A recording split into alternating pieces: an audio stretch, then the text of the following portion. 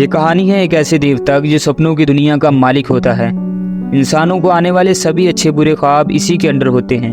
ये इंसानों की ख्वाबों और उनकी यादों में घुस जाता है और उनसे जो चाहे मर्जी करवा सकता है। लेकिन ये देवता नहीं जानता कि इसका इतना बड़ा साम्राज्य होने के बावजूद कुछ इंसान अपने जादू के साथ इसे हमेशा के लिए कैद कर लेंगे। चार्ल्स नाम का एक जादूगर होता है जिसका बेटा कुछ ही दिन पहले मारा जा चुका होता है। अब चार्ल्स कहता है कि मैं अपने जादू के साथ मौत के देवता को बुलाऊंगा ताकि वो मेरे बेटे की ज़िंदगी मुझे वापस दे। तभी उसका दोस्त कहता है कि ये इतना आसान नहीं। उसका दोस्त उसे एक किताब देता है और कहता है कि इसमें एक ऐसा जादू और मंत्र लिखा हुआ होता है जिससे तुम पढ़कर मौत के देवता को वापस बुला सकते हो। उसका दोस्त उसे वो किताब दिखाता है और कहता है कि हमें आज रात ही ये काम करना होगा, इससे पहले कि ये किताब उन देवताओं के हाथ में लग जाए। हमें अपने काम को निपटा लेना चाहिए। तभी चार्ल्स अपनी पूरी टीम को बुला लेता है जो जादूगरों की टीम होती है। वहाँ पर उसी रात इकट्ठे होते हैं और अपनी पूरी तैयारी के साथ आते हैं और दूसरे जादूगरों से कहता है कि आप लोगों ने जादू को नहीं छोड़ना, चाहे यहाँ पर कुछ भी हो जाए। ग्रंथियन नाम का एक और सीरियल किलर होता है जो सपनों के देवता से धोखा करके भागा होता है। तभी वो ग्रंथियन के पास आता है और उससे बदला लेने के लिए उसे मौत के घाट उतारना चाहता है। ग्रंथियन देखकर घबरा जाता है कि अब तो मेरी मौत पक्की, क्योंकि ये सपनों का देवता बहुत खतरनाक होता है। तभी वो उस पर अपना यंत्र रखता है। उसके पास एक लाल रंग का लॉकेट होता है जिससे वो इंसानों की रूहों को खींच लेता है। उसकी रूह खींचने ही लगता है तो वहाँ पर कुछ गड़बड़ होती है और वो वहाँ से चले जाता है। असल में ये सब कुछ पीछे चार्ल्स ही की वजह से हो रहा होता है। चार्ल्स अपने खून की बलि देता है और उस पेंटाग्राम पर फेंकता है और कहता है कि मौत का देवता ना सही, जो भी देवता मेरी आवाज़ को सुन रहा है वो फ़ौरन मेरी मदद के लिए यहाँ पर पहुँचे। तभी अचानक से उस कमरे में लाइटें निकलती हैं और तेज़ हवा चलती है, मानो कोई बड़ी शक्ति यहाँ पर आने वाली हो। लेकिन चार्ल्स उनसे कहता है कि तुम लोगों ने घबराना नहीं, अपने जादू को और ज़्यादा बढ़ा दो। तभी वो जादू पढ़ना शुरू हो जाते हैं और पेंटाग्राम जो उन्होंने बनाया होता और वो गोल दायरा जो उन्होंने बनाया होता है वो दहकना शुरू हो जाता है और उनका जादू काम कर जाता है। तब अचानक से एक बड़ी शक्ति आकर उस दायरे में गिर जाती है। ये और कोई नहीं, वही सपनों का देवता होता है। ये देखकर हैरान होते हैं कि हमने तो मौत के देवता यानी डेथ को बुलाया था, लेकिन ये कौन आ गया। तब चार्ल्स उसके यंत्रों को देखता है और कहता है कि हमें तो अपने काम से मतलब है। वो इसके यंत्र उठाकर काबू कर लेता है और कहता है कि हम इसे अपनी शर्तें मनवाएंगे। तब वो इसकी रेत की पोटली और जो इसके पास लॉकेट होता है जिससे वो रूहों को खींचता है और इसका हेलमेट जो होता है वो उतार कर अपने पास रख लेता है। लेकिन चार्ल्स नहीं जानता कि ये काम करने का नतीजा इस इलाके को क्या भुगतना पड़ेगा। ये इलाका सारा श्रापित हो जाता है और वहाँ तरह तरह की बीमारियाँ आ जाती हैं और काफ़ी सारे लोग मरना शुरू हो जाते हैं। एक दिन चार्ल्स अपने घर में होता है, तभी वो देखता है कि उस घर में कोई घुस रहा है। चार्ल्स उसके पीछे जाता है और कहता है कि तुम कौन और मेरे घर में क्या करने आए हो। और वो कहता है कि मेरा नाम ग्रंथियन है, मैं तुम्हें आगाह करने आया हूँ कि तुमने जिस ताकत को अपने घर में बांध रखा है वो कोई आम ताकत नहीं है। वो जिस दिन आज़ाद होगा ना सिर्फ तुम्हें मार देगा बल्कि मुझे भी मौत के घाट उतार देगा। जितना वो तुम्हारा दुश्मन है उतना ही वो मेरा दुश्मन है। वो कहता है कि उसके यंत्र कभी उसके हाथ नहीं लगने चाहिए, इन्हें संभाल कर रखना, इनके बगैर उसकी ताकत ज़ीरो है। और जिस दायरे में जादू के साथ वो बंधा हुआ है वो दायरा भी कभी मिटना नहीं चाहिए, क्योंकि अगर वो आज़ाद हुआ तो सबसे पहले तुम्हें और इस इलाके के लोगों को मार देगा।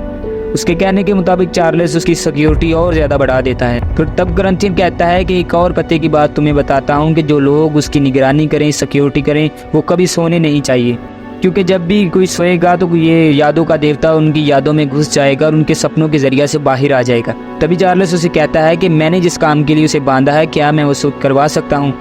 ग्रंथियन कहता है हाँ तुम उससे करवा सकते हो। तभी चार्ल्स उसके पास आकर कहता है कि मेरे यंत्र तुम्हारे पास हैं, इस लाल लॉकेट के जरिए से तुम लोगों की रूहों को खींचते हो तो तुम उन्हें वापस भी ला सकते हो। मैं चाहता हूँ कि तुम मेरे बेटे को वापस मेरे लिए लेकर आओ। फिर वक्त गुजरता जाता है और इस बात को 20 साल और गुजर जाते हैं और देवता अभी तक इनकी कैद में होता है। तब रॉबर्ट भी जवान हो जाता है और एक दिन चलते चलते उस जगह पर पहुंचता है जहां पर वो सपनों का देवता कैद किया होता है। वो भी आकर उससे बातें ही करने लगता है तो पीछे से चार्ल्स आ जाता है और कहता है कि नालायक तुम यहाँ पर क्या कर रहे हो, और उसे पीटना शुरू कर देता है। वो कहता है कि मैंने तुम्हें कितनी बार कहा है कि तुम अकेले वहाँ पर ना जाया करो, तुम्हें उसे आज़ाद करना चाहते हो ताकि वो मुझे मार दे। लेकिन रॉबर्ट कहता है कि मैं ऐसा हरगिज़ नहीं करूँगा। चार्ल्स कहता है अच्छा अगर ये बात है तो मेरा बेटा होने का सबूत तुम दो और ये गन पकड़ो और इसकी निगरानी करो, कोई भी चीज़ इसके आसपास भटकनी नहीं चाहिए। फिर काफ़ी दिनों के बाद उस देवता का पालतू कौवा वहाँ पर उड़ता उड़ता आ जाता है वो देवता की थोड़ी सी उम्मीद जागती है और कहता है कि अब तो मैं बाहर निकल जाऊंगा। तभी वो कौवा उस टेबल पे पड़ी हुई माचिस की एक स्टिक को उठाता है और उसे जलाकर वहाँ पर ले जाता है ताकि वो उस पेंटाग्राम पर जो जादू का दायरा बनाया हुआ होता है उस पर आग लगा दे और उस शीशे का कवच जिसमें उसके मालिक को बांधा हुआ होता है उसमें आग लगा दे। तभी वो वहाँ पर आगर फड़फड़ाना शुरू ही होता है तो पीछे से कोई फायर करता है और उसे बिल्कुल फोड़ देता है। ये और कोई नहीं बल्कि रॉबिट ही होता है जो अपनी गन के साथ फायर करता है और उसके पालतू कौवे को मार देता है।